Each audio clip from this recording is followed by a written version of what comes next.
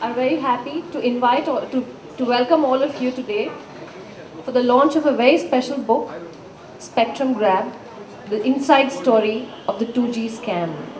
It's a book which has been waiting to be written, and we are very happy that we have published a very compelling account of this scam, which has captured the imagination of the entire nation, if I may say so. Our author, Bhupesh Bhandari, very well-known journalist and associate editor with the Business Standard, has been an insider almost ever since the scam has broken. So he's put together a very compelling book with all the inside stories that all of us would like to know. Bhupesh, can I please have you on stage, please?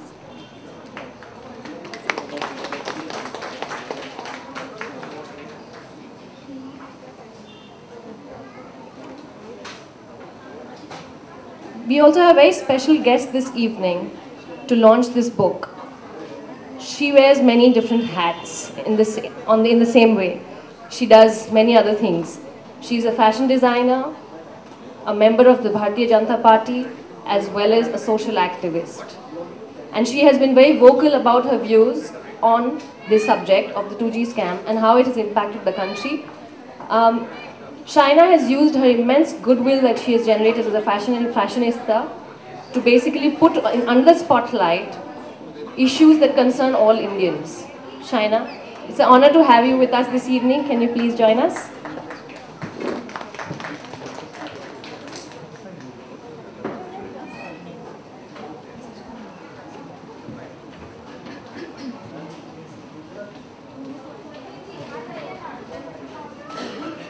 I'll start off straight away with a question which probably everybody would ask, has been asking. Is India becoming a country of scams? Bhupesh, China, can we have your views, please? Would you like to start? Let me start by saying this is a very low-profile journalist, but I think you've got a lot of fodder, considering today Ajit Pawar has just resigned as the Deputy CM. So that is another scam which I hope you will be writing about, the irrigation scam.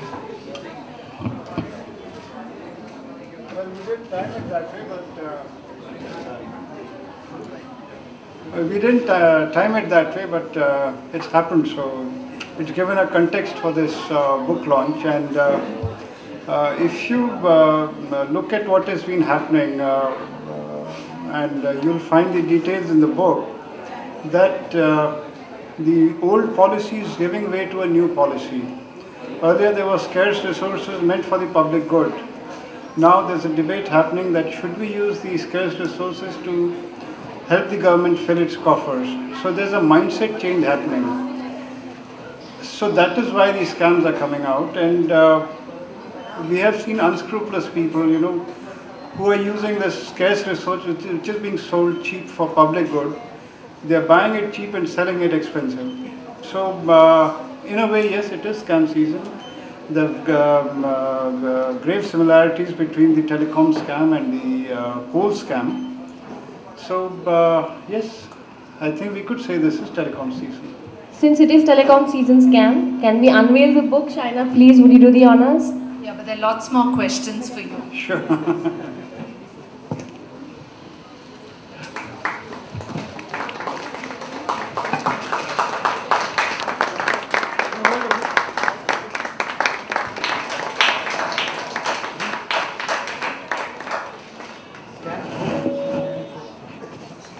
Tell us what prompted you to sort of write this book, apart from the obvious reason that it is one of the biggest scandals that have broken out in recent times.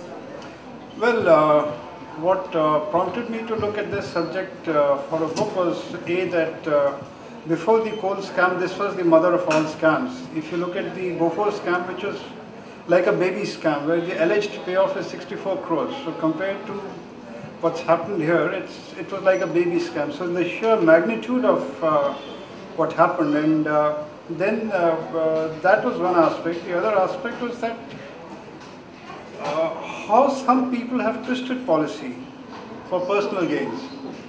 That was another thing which really struck me. And as I investigated the matter, and as I went through records, and as I went through correspondence, then it was a whole different world that got opened up. I would say it's difficult to believe that people can stoop to such levels and tell such lies and do such things. So it's all there in the book. We've tried to document it, what really went on behind the scenes, what was the various players involved in the whole drama, what all they did. So as one started digging into it, the trigger was of course the size of the scam, but as one started digging into it, so new and new facets came up, and it was disgusting at one level, but also interesting at one level, and how policy is twisted, how loopholes are this thing, and how coalition politics, or the compulsions of coalition politics, weak leadership at times. So the various facets came out, and it became more and more interesting. I have a couple of questions for you, maybe many. First, did Raja do this alone? Well, that's an interesting question. I remember what Raja said in the court.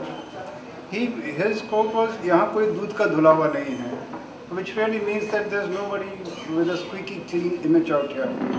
And his argument is that these decisions were taken by the cabinet, and there are enough checks and balances in our system to stop an errant minister. So if it was a policy, it was the policy of the government, not of an individual. That is Raja's side. But there is enough evidence that there were people within the government who tried to stop him.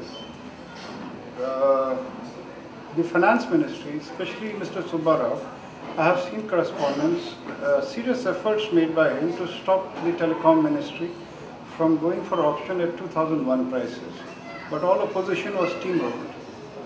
So there are various sides to it. But why do you think the Prime Minister originally thought of the auction and then suddenly there was pin drop silence?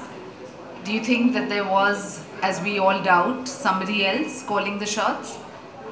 Well, see, it is a